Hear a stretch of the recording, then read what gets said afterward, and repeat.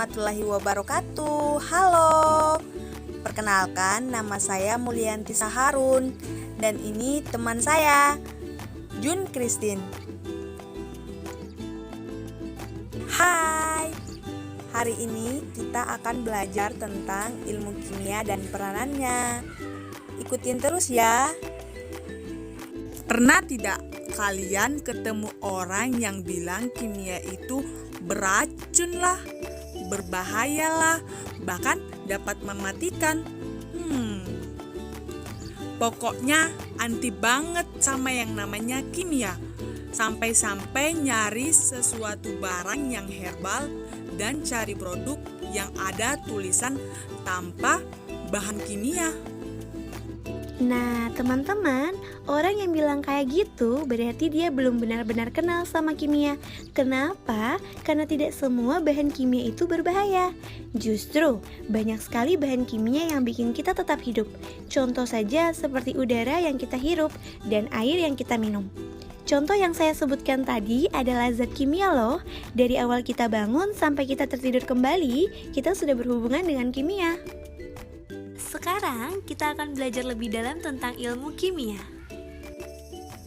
Halo teman-teman, masih banyak lagi ya pengetahuan yang akan kita dapatkan dengan mempelajari ilmu kimia. Salah satunya tentang peranan ilmu kimia itu sendiri.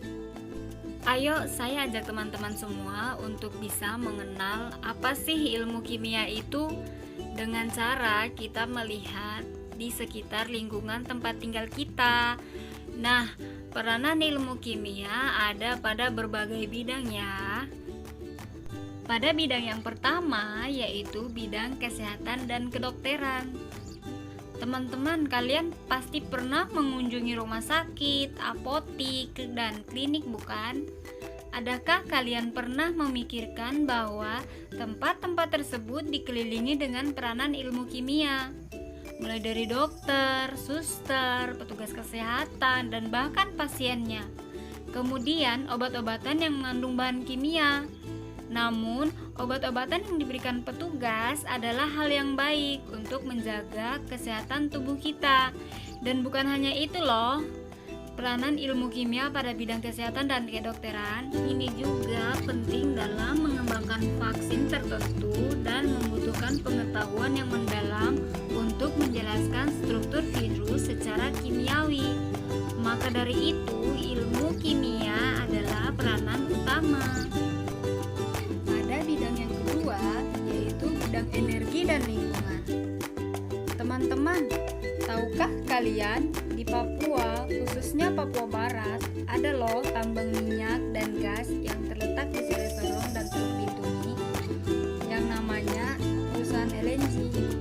Ternyata kekayaan alam kita di Papua Barat tidak sedikit loh dengan adanya perusahaan minyak dan gas yang dapat menunjang kebutuhan bermasyarakat kita. Perlu juga teman-teman ketahui, meskipun kita memiliki kekayaan gas dan minyak, ternyata tidak bisa menjamin terus-menerus. Bisa saja gas dan minyak tersebut akan habis dan tak ada sisa. Oleh karena itu, peranan ilmu kimia pada bidang energi dan lingkungan juga penting. Karena dalam peranan ini, para ahli telah mengembangkan sel surya yang semakin efisien untuk dapat menghasilkan listrik dengan memanfaatkan cahaya matahari yang tiada habisnya dan sudah pasti terjamin. Keren kan peranan ini? Jadi, kita harus selalu bersyukur dengan kelimpahan dan kebaikan Tuhan terhadap kita manusia. Oke, teman-teman. Berikutnya, peranan ilmu kimia pada bidang teknologi bahan. Pada bidang ini, kita akan bahas tentang perbedaan era 80-an dan zaman milenial. Teman-teman, ingat tidak pada zaman dulu, alat elektronik yang mereka gunakan tidak secanggih zaman milenial ini loh. Hehehe. Zaman dulu, tidak semua dari mereka menggunakan telepon genggam dan sangat jarang untuk memilikinya.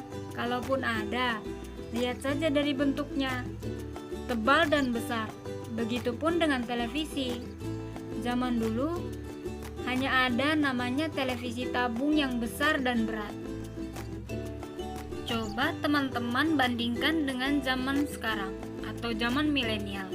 Dengan perkembangan teknologi yang sangat canggih, semua berubah drastis. Dari yang besar menjadi kecil, dari yang tebal menjadi tipis, dan dari yang berat menjadi ringan. Semua perkembangan ini dikembangkan oleh para ahli kimia dan fisika loh, dan perlu bagi kita untuk mengetahuinya. Contohnya seperti handphone yang sekarang saya genggam. Selanjutnya, pada bidang teknologi pangan dan pertanian. Peranan ilmu kimia pada bidang pangan tidak kalah penting loh, teman-teman. Karena dapat kita ketahui, semakin lama lahan yang digunakan untuk lahan pertanian tidak bertambah, melainkan cenderung menurun. Pada bidang ini, para ahli kimia dan ahli biologi telah membawa dampak positif yang luar biasa loh, teman-teman. Pada bidang pertanian dan peternakan, para ahli telah mengetahui struktur genetik yang paling menentukan dalam menurunkan sifat indukan kepada keturunannya. Jadi, para ahli telah menemukan rekayasa genetik untuk mendapatkan hasil yang maksimal. Seperti contoh rekayasa genetik pada padi yang berumur panjang. Dengan rekayasa tersebut, padi berumur pendek dan juga menghasilkan hasil yang enak. Juga pada keturunan sapi yang dapat menghasilkan air susu yang segar dan banyak. Semua itu ditemukan para ahli kimia dan biologi. Nah, teman-teman, peran ilmu kimia dalam bidang teknologi dan pangan juga sangat penting untuk kita ketahui. Yang terakhir, peranan ilmu kimia yang kita bahas tentang penegakan hukum dan sosial. Bidang ini kita bisa mendapatkan manfaat ketika terjadi kejahatan-kejahatan ataupun pembunuhan. Dengan begitu, dibutuhkan sampel tes DNA. Pada bidang sosial meliputi hal-hal yang berkaitan dengan sejarah dan pendidikan. Nah, teman-teman, itu tadi beberapa peranan ilmu kimia yang bisa kita pelajari dan bisa kita ketahui manfaatnya. Tidak susah kan kita mempelajari ilmu kimia? Hai, kita lanjut belajar lagi yuk. Sekarang kita masuk pada materi yang kedua, yaitu hakikat ilmu kimia. Ikutin terus ya. Hai, halo teman-teman, ketemu lagi nih dengan saya Fitria. Teman-teman jangan pernah jenuh ya belajar kimia, karena dari yang kita bahas materi sebelumnya, kimia itu banyak sekali manfaatnya. Coba deh kita bayangkan jika tidak ada ilmu kimia. Sudah pasti rasanya hambar, ibaratkan masak sayur tanpa garam. Hehehe. Maka dari itu mengapa kita sangat perlu mengembangkan ilmu kimia. Apalagi dalam kehidupan kita semua mengandung unsur-unsur kimia. Nah, subbab kali ini kita akan membahas tentang hakikat ilmu kimia. Nah, teman-teman, pada materi hakikat ilmu kimia, seperti yang telah disebutkan di atas, bahwa ilmu kimia merupakan bagian dari ilmu pengetahuan alam yang mempelajari struktur dan sifat materi atau zat, perubahan materi atau zat, dan energi yang menyertai perubahan tersebut. Teman-teman, struktur atau susunan materi yang mencangkup komponen-komponen pembentuk materi dan perbandingan tiap komponen dalam materi, serta menggambarkan bagaimana atom-atom penyusun materi tersebut saling bergabung dan berikatan. Sifat materi mencakup sifat fisis atau wujud dan penampilan, dan sifat kimia. Sifat suatu materi dipengaruhi oleh susunan dan struktur dari materi tersebut. dan perubahan materi meliputi sifat fisik atau wujud, dan perubahan kimia atau perubahan yang menghasilkan zat baru. Dalam proses perubahan struktur selalu dilibatkan energi yang menyertai perubahan materi tersebut, bagaimana proses dan besarnya energi yang terlibat, serta asal-usul energi yang dihasilkan atau diperlukan. Ilmu kimia berkembang melalui eksperimen juga loh teman-teman. Oleh karena itu, ilmu kimia selain berisi tentang produk-produk ilmiah, fakta, prinsip, hukum-hukum, dan teori, juga memuat proses ilmiah loh teman-teman. Di samping produk dan proses ilmiah, di dalam ilmu kimia juga membahas bagaimana penerapan produk dan proses ilmiah tersebut untuk meningkatkan kesejahteraan manusia. Ilmu kimia dipelajari dan dikembangkan dengan metode yang biasa digunakan oleh para ahli di dalam memperoleh ilmu pengetahuan yang dapat dipertanggungjawabkan secara ilmiah dan disebut sebagai metode ilmiah. Pada materi yang ketiga ini, kita akan membahas tentang metode ilmiah. Hai, kalian tahu nggak sih? Dalam mempelajari ilmu kimia, kita tidak hanya mempelajari tentang ilmu kimia dan peranannya saja loh. Namun, masih banyak hal yang perlu kita pelajari. Salah satunya yaitu metode ilmiah. Mengapa sih metode ilmiah itu penting untuk dipelajari? Karena metode ilmiah dapat membantu kita dalam memecahkan masalah secara ilmiah. Misalnya, kalian sedang bermain atau sedang mengerjakan sesuatu di rumah dan kalian melihat sesuatu yang mengganjal yang terjadi di lingkungan sekitar kalian. Untuk dapat memecahkan masalah tersebut, kalian bisa menggunakan metode ilmiah untuk memecahkan masalah tersebut. Sebagai contohnya, kalian pernah nggak sih temuin kapsul minyak buah merah atau red oil Papua? Nah, awal mula pembentukan red oil Papua ini berasal dari pertanyaan-pertanyaan yang terlintas di benak para ilmuwan. Para ilmuwan melihat bahwa mengapa kebanyakan warga Papua menggunakan minyak buah merah sebagai keperluan memasak.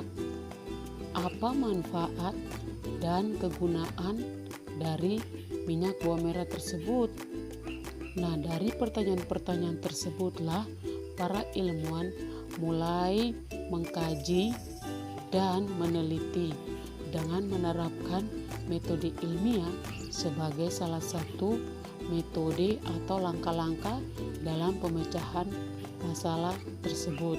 Langkah selanjutnya yaitu membuat hipotesis, di mana informasi-informasi yang telah kita peroleh dari hasil pengamatan dan observasi akan kita gunakan dalam membuat hipotesis atau jawaban sementara.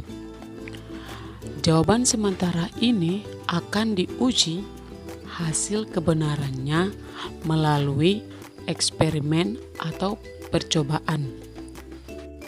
Setelah kita membuat hipotesis, langkah keempat, merancang dan melaksanakan eksperimen. Dalam melaksanakan eksperimen, harus dilakukan kontrol terhadap kondisi eksperimen sehingga hasil yang diperoleh benar-benar merupakan hasil perubahan dari penelitian. Untuk dapat mengontrol, perlu digunakan variabel. Variabel merupakan pengubah atau faktor pengubah yang menyebabkan perubahan. Variabel terbagi menjadi 3, yaitu variabel bebas, variabel terikat, dan variabel kontrol. Variabel bebas adalah variabel yang apabila diubah oleh pelaku eksperimen akan menghasilkan perubahan pada variabel lainnya. Variabel terikat adalah variabel yang hasil perubahannya disebabkan oleh variabel bebas. Sedangkan variabel kontrol adalah variabel yang dikondisikan sedemikian rupa sehingga dapat dipastikan bahwa perubahan yang terjadi pada variabel terikat adalah hasil dari perubahan variabel bebas. Eksperimen dilakukan dengan melakukan pengamatan dan pengukuran terhadap variabel. Setelah kita melakukan pengamatan dan pengukuran, langkah selanjutnya yaitu melakukan analisis data. Dalam langkah kelima ini, informasi dan data yang diperoleh dari pengamatan dan pengukuran kemudian dikelompokkan guna mempermudah langkah-langkah penelitian selanjutnya. Data yang diperoleh dari hasil penelitian akan diolah menjadi data yang lebih sistematis dan komunikatif, misalnya dalam bentuk tabel sederhana atau grafik. Data tersebut kemudian dianalisis secara kuantitatif, kualitatif, statistik, maupun deskriptif, sehingga peneliti akan dapat membuat kesimpulan sementara. Selanjutnya, kesimpulan sementara tersebut akan diuji dengan hipotesis apakah sesuai atau tidak dengan hipotesis yang telah kita buat. Langkah terakhir atau langkah keenam adalah menarik kesimpulan.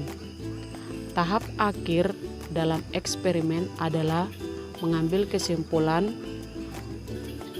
dirumuskan berdasarkan hasil analisis data dan pengujian hipotesis yang sudah dilakukan untuk menjawab permasalahan atau tujuan penelitian. Apabila kesimpulan sesuai dengan hipotesis, berarti hipotesis diterima. Namun sebaliknya, apabila kesimpulan berbeda dengan hipotesis, hipotesis tidak akan diterima. Apabila hipotesis ditolak, maka akan terjadi permasalahan baru, sehingga dapat dilakukan penyempurnaan hipotesis dan dibuktikan kembali melalui eksperimen. Nah, teman-teman, sekarang kita masuk pada materi yang keempat, yaitu bekerja di laboratorium kimia. Ikutin terus ya. Hai teman-teman, kembali lagi dengan saya Jun. Hari ini kita akan membahas tentang beberapa alat laboratorium yang biasa kita temui di dalam laboratorium. Oh iya, usahakan sebelum masuk laboratorium tahu dulu ya pengertian dari laboratorium itu apa. Laboratorium adalah suatu tempat di mana seorang praktikan melakukan percobaannya. Nah, kalian semua bisa melakukan praktikum sederhana tanpa harus pergi ke laboratorium dengan menggunakan alat dan bahan yang kita bisa jumpai dalam kehidupan sehari-hari. Contohnya saja sendok sebagai batang pengaduk dan juga gelas sebagai gelas ukur. Biasanya, jika kalian baru memasuki laboratorium, ada banyak peraturan, simbol, dan alat-alat yang kalian harus ketahui. Sebab di dalam laboratorium kimia terdapat beberapa alat dan bahan kimia yang memerlukan perlakuan secara khusus. Saya akan membahas tentang beberapa alat laboratorium beserta kegunaannya. Alat yang pertama adalah gelas kimia atau biasa yang kita kenal dengan gelas beker. Nah, gelas kimia ini memiliki banyak sekali kegunaan. Salah satunya adalah tempat untuk mereaksikan zat dalam volume banyak. Gelas kimia ini terdapat beberapa jenis ukuran dari 50 ml sampai 1000 ml. Yang kedua adalah labu Erlenmeyer. Sama halnya dengan gelas kimia, labu Erlenmeyer mempunyai banyak sekali kegunaan. Salah satunya untuk wadah menyimpan larutan yang akan digunakan. Yang ketiga adalah corong. Nah, corong ini mempunyai kegunaan sebagai alat bantu untuk menuangkan cairan ke wadah yang bermulut kecil. Jika corong ini digunakan sebagai penyaring, corong ini harus disertakan dengan kertas saring. Yang keempat, ada gelas ukur. Gelas ukur ini memiliki kegunaan sebagai alat pengukur volume cairan. Nah, gelas ukur ini terdapat beberapa jenis ukuran dari 5 mili sampai 500 mili. Kemudian yang kelima, ada tabung reaksi dan rak tabung reaksi. Biasanya kalau di laboratorium, kita gunakan ini sebagai tempat untuk mereaksikan zat dalam jumlah sedikit. Kemudian kegunaan dari rak tabungnya biasa digunakan untuk menempatkan tabung reaksi. Yang keenam adalah lampu spiritus. Lampu spiritus ini mempunyai kegunaan sebagai alat pemanas dengan bahan bakar spiritus. Untuk mematikan apinya, kalian tidak perlu tiup, tetapi kalian tutup saja dengan penutup sumbunya. Yang ketujuh, ada penjepit tabung reaksi. Kegunaan dari penjepit ini untuk menjepit tabung reaksi saat proses pemanasan. Nah, penjepit tabung reaksi ini ada juga yang terbuat dari kayu dan juga logam. Yang kedelapan, ada pipet tetes. Pipet tetes ini mempunyai kegunaan untuk memindahkan cairan dengan volume kecil dan merupakan alat ukur untuk memindahkan cairan ke wadah aslinya. Itulah beberapa contoh alat-alat yang saya sebutkan tadi. Jika teman-teman ingin melihat lengkapnya, kalian bisa langsung saja mencari referensi lain seperti internet. Nah, teman-teman, ada beberapa bahan kimia nih yang berupa zat padat, zat cair, ataupun larutan. Nah, zat-zat tersebut biasanya disimpan dalam wadah khusus dan harus diperlakukan secara khusus juga. Contoh saja, ada zat yang harus disimpan di dalam botol gelap karena jika terkena cahaya matahari, dia akan rusak. Larutan ada yang berupa encer dengan kadar yang tertera pada labelnya. Dan ada juga larutan yang sangat pekat. Larutan pekat yang sangat berbahaya seperti sulfat pekat, asam klorida pekat, amonia pekat, asam asetat, dan asam nitrat pekat. Teman-teman, di dalam laboratorium kalian juga harus mengenal simbol-simbol berbahaya di laboratorium agar kalian paham dan mengerti arti dari simbol tertentu sebelum melakukan percobaan di dalam laboratorium. Bagaimana kalian bisa mengetahui bahan kimia itu berbahaya? Apakah kalian hanya menebaknya, membuka botol bahan kimia dan menciumnya? Pasti tidak, kan? Simbol keselamatan tercetak di setiap bahan kimia dan informasi mengenai sifat-sifat bahan kimia tersebut. Simbol-simbol tersebut dapat memberikan informasi mengenai potensi-potensi bahaya ketika bahan kimia digunakan secara tidak benar. Mari kita pelajari simbol-simbol yang harus kalian ketahui ketika melakukan aktivitas di laboratorium. Simbol yang pertama yaitu eksplosif. Artinya, bahan ini sangat mudah meledak karena adanya panas dan percikan bunga api akibat gesekan atau benturan. Contohnya pada nitroselulosa, asam pikrat, dan amonium dikromat. Adapun perlakuan khusus yang harus dilakukan adalah jauhkan penyimpanan zat kimia dari panas, api, dan benturan. Yang kedua yaitu toksik atau beracun. Bahan ini bersifat beracun yang umumnya berasal dari reaksi kimia dan aktivitas lain yang berskala molekul yang pada kadar tertentu diserap oleh organisme. Bahan ini dapat menyebabkan kerusakan akut atau kronis dan bahkan kematian pada konsentrasi rendah jika masuk dalam tubuh inhalasi melalui mulut atau kontak langsung dengan kulit. Contoh larutan yang bersifat toksik atau beracun antara lain asam sulfat, asam klorida, natrium hidroksida, dan masih banyak lagi ya. Adapun perlakuan khusus yang harus dilakukan yaitu jangan ditelan dan jangan dihirup, serta hindari kontak langsung dengan kulit. Yang ketiga yaitu korosif. Bahan kimia dengan tanda seperti ini berarti bahan yang memiliki sifat korosif, yang dimana bahan ini akan merusak dan menghancurkan zat lain. Apabila terjadi kontak dengan bahan tersebut, usahakan jangan sampai terkena pada pakaian, badan, logam, dan kayu secara langsung. Contoh larutan yang bersifat korosif yaitu HCl pekat, asam sulfat pekat, dan asam nitrat pekat. Biasanya bahan ini memiliki pH kurang dari 2 atau lebih dari 11,5. Adapun perlakuan khusus yang harus dilakukan yaitu hindari kontak langsung dengan kulit dan hindari dari benda yang bersifat logam. Simbol yang keempat yaitu oxidizing, artinya bahan kimia yang bersifat pengoksidasi. Bisa menyebabkan kebakaran dengan menghasilkan panas saat ada kontak dengan bahan organik dan bahan pereduksi. Contohnya pada larutan hidrogen peroksida dan kalium. Adapun perlakuan khusus yang harus dilakukan yaitu hindari dari panas dan juga reduktor. Simbol yang kelima yaitu oksidatif. Tanda ini memiliki kemampuan bereaksi secara spontan dengan oksigen pada suhu ruang atau dengan sedikit pemanasan. Contohnya pada amonium nitrat, natrium peroksida, kalium permanganat, dan natrium klorida.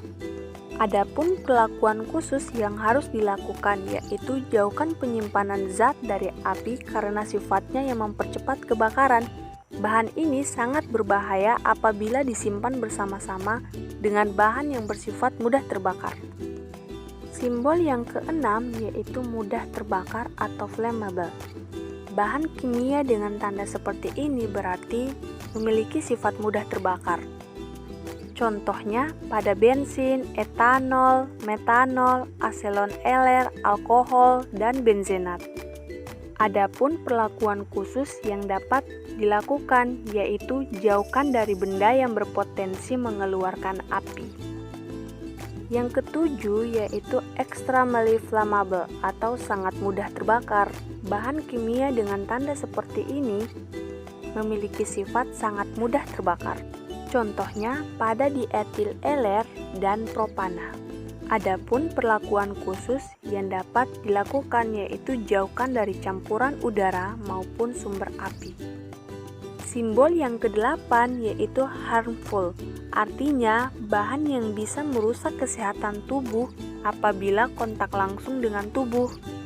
Adapun perlakuan khusus yang dapat dilakukan yaitu jangan dihirup dan juga jangan ditelan dan hindari kontak langsung dengan kulit.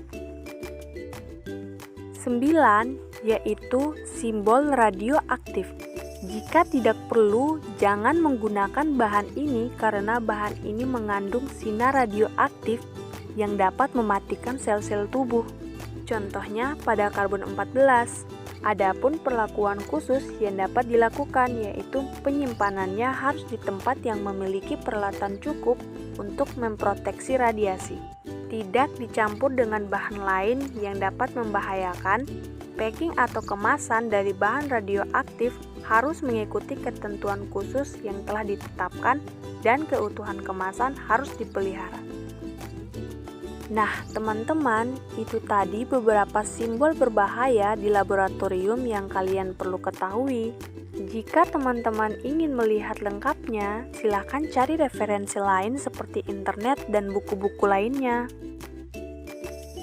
Teman-teman, sekarang kita masuk pada materi yang terakhir ya, yaitu materi dan klasifikasinya. Kita telah membahas beberapa materi sebelumnya, diantaranya yaitu ilmu kimia, hakikat ilmu kimia, metode ilmiah, bekerja di dalam laboratorium kimia. Nah, selanjutnya kita akan membahas tentang materi dan klasifikasinya. Dalam mempelajari ilmu kimia, kita perlu mempelajari tentang materi, perubahan materi, dan energi yang menyertai perubahan tersebut. Materi adalah sesuatu yang menempati ruang dan mempunyai massa. Materi dibagi menjadi dua, yaitu materi yang dapat diraba dan dilihat. Kita akan membahas satu-satu klasifikasi dari materi. Yang pertama yaitu unsur. Unsur merupakan satunggal yang tidak dapat dipisahkan secara kimia atau secara sederhana. Yang contohnya yaitu karbon dari arang atau hasil pembakaran kayu yang menghasilkan arang, di mana arang memiliki unsur karbon di dalamnya. Yang kedua yaitu senyawa. Senyawa merupakan gabungan dari beberapa unsur yang saling berikatan secara kimia dan memiliki komposisi yang tetap. Misalnya air yang dikenal dengan senyawa H2O, di mana air terbentuk dari satu unsur oksigen dan dua unsur hidrogen yang saling berikatan dan membentuk senyawa. Yang ketiga yaitu campuran. Campuran adalah materi yang disusun oleh beberapa zat tunggal, baik berupa unsur ataupun senyawa dengan komposisi yang tidak tetap. Dalam campuran, sifat dari materi penyusunnya tidak berubah. Contohnya, misalnya saus tomat, di mana saus tomat terdiri dari beberapa senyawa, di antaranya karbohidrat, protein, dan vitamin C, dan masih banyak zat-zat lain. Nah, campuran dibagi menjadi dua, yaitu campuran heterogen dan campuran homogen. Campuran homogen adalah campuran yang serba sama dan materi-materi penyusunnya saling berinteraksi namun tidak membentuk zat lain atau zat baru. Contohnya, larutan gula dalam sebuah gelas, di mana larutan ini merupakan campuran antara air dan gula. Dan jika dirasa, maka rasa manis pada larutan gula masih terasa dan larutan tersebut masih berbentuk encer atau dalam bentuk larutan atau cair. Sedangkan untuk campuran heterogen adalah campuran yang tidak saling berinteraksi sehingga kita dapat mengamas dari penyusun campuran tersebut. Campuran heterogen tidak memerlukan komposisi yang tetap seperti halnya senyawa. Jika kita mencampurkan dua materi atau lebih, maka akan terjadi campuran.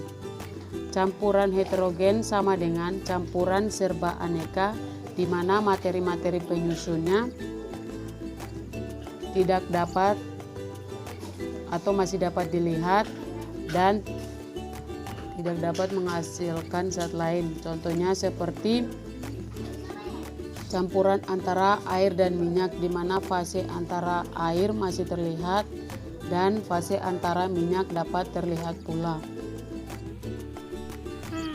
Kita berada pada materi terakhir loh teman-teman. Pada bab pendahuluan kita akan membahas 3 materi. Yang pertama tentang atom, yang kedua molekul, dan yang ketiga adalah ion. Di mana atom adalah bagian terkecil dari unsur yang tidak dapat dibagi lagi, tetapi masih memiliki sifat-sifat unsur tersebut. Contohnya seperti karbon, oksigen, kemudian hidrogen, dan masih banyak lagi ya. Kemudian yang kedua adalah molekul. Molekul Molekul adalah gabungan dari atom-atom. Gabungan dari atom-atom sejenis atau sama disebut dengan molekul unsur. Kemudian, gabungan dari atom-atom yang tidak sejenis disebut dengan molekul senyawa. Zat-zat tertentu tersusun atas molekul-molekul unsur. Misalnya, partikel penyusun oksigen adalah molekul oksigen. Kemudian yang ketiga, tentang ion.